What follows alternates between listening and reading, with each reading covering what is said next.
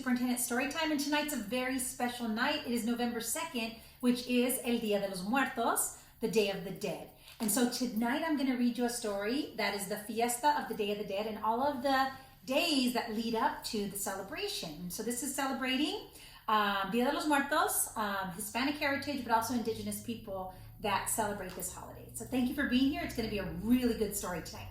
Hola comunidad de Greenfield, soy Superintendent Galvan, aquí con ustedes del distrito escolar de Greenfield, leyendo la historia de El Día de los Muertos. Y los días son, cada uno son especiales hasta que llegan al 2 de noviembre, cuando celebramos los del pasado de la familia. So esta historia va a celebrar las fiestas del Día de los Muertos y todo lo que está pasando alrededor de ese día. So, gracias por estar aquí. Esta es una historia muy elegante, emocionante, y gracias por estar aquí. Okay, so here we go. Pablo remembers, so this little boy is actually telling the story, and the fiesta of the Day of the Dead. So the Day of the Dead is what we call El Día de los Muertos in English. So let's see what we can learn from this story tonight. Okay, so there you see children, and you see the beautiful sugar skulls. Okay, October 31st, that was just on Sunday. It says All Hallows Eve. So let's figure out what that means. So the village church bells are ringing and the rooster is crowing. Pablo knows it's time to get up.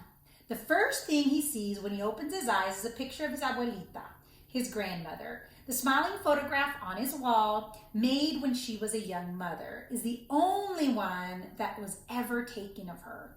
Pablito remembers her with white hair and wrinkled hands, but the very same smile. Abuelita died 2 years ago, and he really misses her. Today, the 3-day fiesta of El Día de los Muertos, the Day of the Dead, begins, and it's a 3-day festival, a time when Abuelita seems especially close. Everyone has so much to get ready. Pablo can hear his mother, Señora Refugio, already bustling in the kitchen. Niños, hurry and get dressed, she says, or we're going to miss the bus. Usually, when Pablo is not in school, he's working alongside his father, Señor Samuel, weaving the beautiful rugs that have been made in their village. But today there is no school, and there's no time for weaving either. Today, Pablo and his sister, Shaula, are going to help their parents shop in the big city market of Oaxaca. Their 2 younger sisters, Cristina and Angelita, will stay behind with their godmother. People everywhere in Mexico are busy preparing for the fiesta, which is the holiday. Bakers are baking the traditional pan de muertos, the bread of the dead. Candy makers are busy making sugar skulls, and children are cutting out cardboard skeletons. Artisans are stamping and making the tissue paper decorations called estampas, and farmers are harvesting semapuchi, marigolds, the flowers of the dead. Now you know Mrs. Galvan needs glasses. The Oaxaca market is already crowded when Pablo, Shaula, and their parents arrive.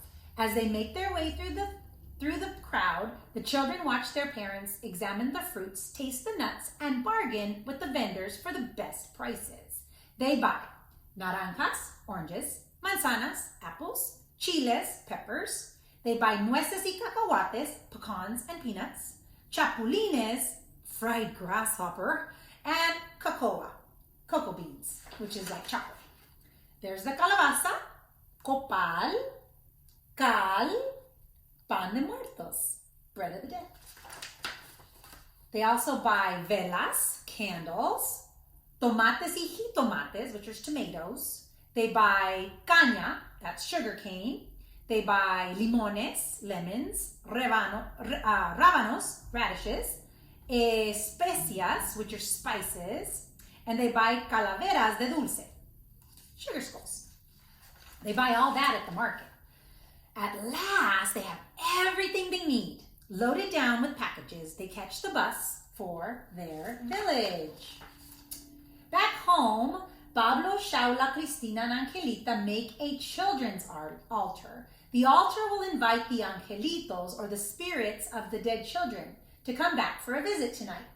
Everyone and everything on it is small. The children fill small baskets with nuts. They pour chocolate, hot cocoa into small little cups.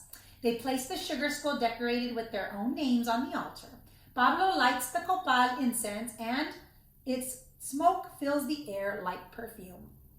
Flowers and fruits and toys complete their ofrenda or offering, so the little spirits. Finally, Pablo lights the velita, the candle, the small candle to light the way for the angelitos to come. It will burn all night long. By the time they've finished making their altar, it is time to go to bed. As Pablito falls asleep, he hears his mother still busy in the kitchen. She will be up very late that night cooking for the children, making the corn kernels in the lime and making all the other preparations to celebrate the Day of the Dead. The Day of the Dead. November 1st is All Saints' Day. So everything I just read you was on October 31st, Halloween Day. We read about that. So now I'm going to tell you about November 1st, which is considered All Saints' Day. Let's find out what that means. The next morning, Señora Refugio prepares an early breakfast for the family. The children dip their pan de muertos into seeping cups of chocolate. Atole is a treat that everyone loves. It's a warm drink made from ground corn and has been soaked in water. Then comes chicken broth served with large tortillas, a hearty beginning to their day. Everyone has plenty of chores to do after breakfast. They must clean the house and they must have all the food ready by 3 o'clock because that's when the family is going to arrive. By then, the angelitos will be ready to depart and the adult spirits will come to visit. So the children go and the adult spirits go. Pablo fetches water from his mother and cleans the yard. Shaula washes the dishes while Cristina and Angelita feed cornmeal to the chickens and the turkeys. Señora Refugio begins to prepare the traditional meal for the festival. Tamales de mole. Ooh, two of my favorite things. First, she drains the lime water from the softened corn. She takes the kernels to the neighbor's mill and the miller grinds it into a dough. Señora Refugio kneels beside her metate to grind the chocolate, the chiles, and the especias for her mole sauce. Stones have been used for centuries to grind the food. Wow. Do you like mole? I love mole. It's so good. While the señora, the lady, dices the chicken she cooked last night, Shaula begins to make the tortillas. Using a little machine called a tortilladora, she presses the dough into small little circles. Working together, the girls and their mother make the tamales. They cover each tortilla with mole sauce and chicken. Then they fold it, wrap it in the corn husk, and tie it with a little bow. When they have prepared all the tamales, Señora Refugio steams them in a large pot, and the wonderful smell of tamales de maíz fill the air. It smells good. Meanwhile, Pablo and his father have gone to the local market to buy some last-minute things for the grown-ups' ofrenda. Ofrenda is an offering. They waited till midday so that the flowers for the altar would be fresh. They also buy long caña, sugarcane, with which to build an arch. It is nearly 3 o'clock and time is running out. Pablito and Señor Samuel hurry home. When they arrive, Señor Samuel calls everyone to come help him finish building the altar. Señor Refugio spreads a cloth on the table and centers a crucifix on it. Then the children and their parents pile the table high with all the good food. Pan de muertos, frutas, flores, cups of chocolate and atole, and special things for their dead relatives that they loved during their lifetime. Their favorite foods and candles and candies and drinks.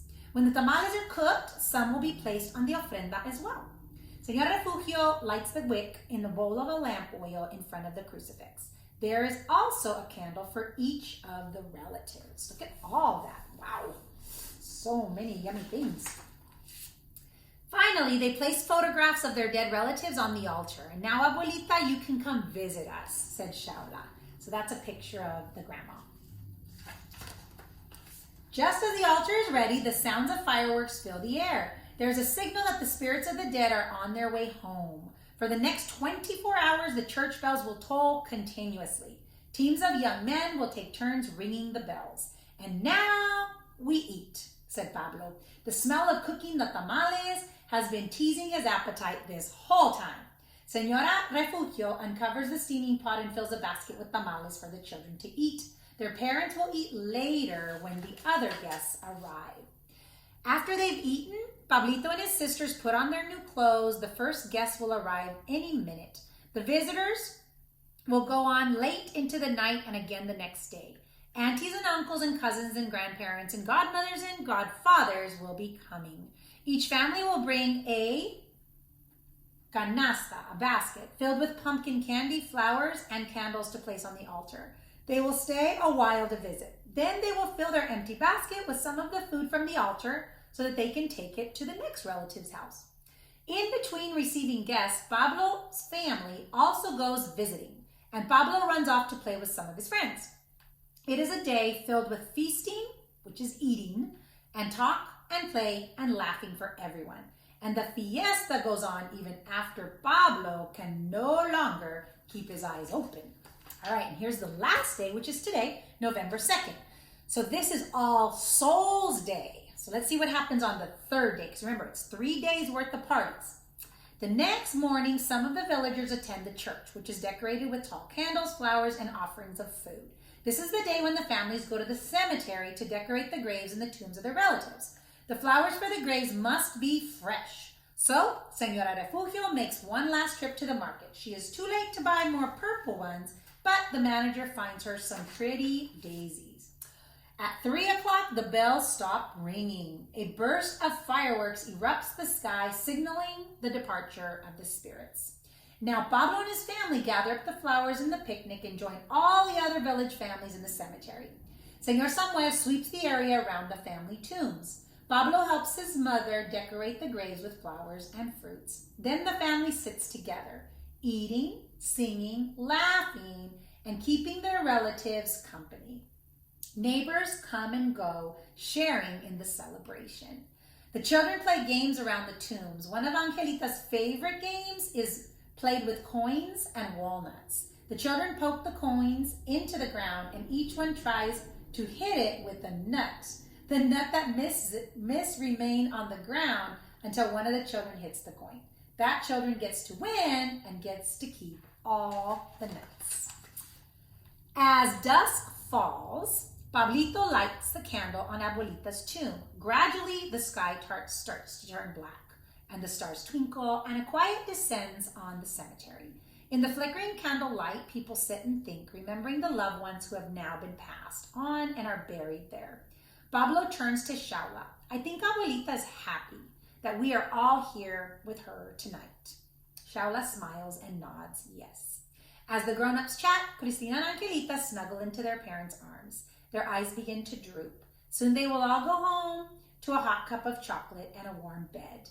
They have spent the last 3 days celebrating their ancestors. For Pablo, being with Abuelita has been the most special of all. Pablito knows he will always remember her, and as the years pass, he will celebrate her memory again and again on Dia de los Muertos. And that's it. Oh my gosh, that was such a beautiful story. Now we all know what Dia de los Muertos really is and how important 3 days are, because they each have a different purpose. So how about that? Thank you for staying up a little bit later for me to be able to read you the whole story, but it was really important that you got to hear the history, okay? So thank you for joining me. Wishing you a really great day tomorrow. I'm Superintendent Galvan with the Greenville School District, sending a great big bear hug from our family to yours.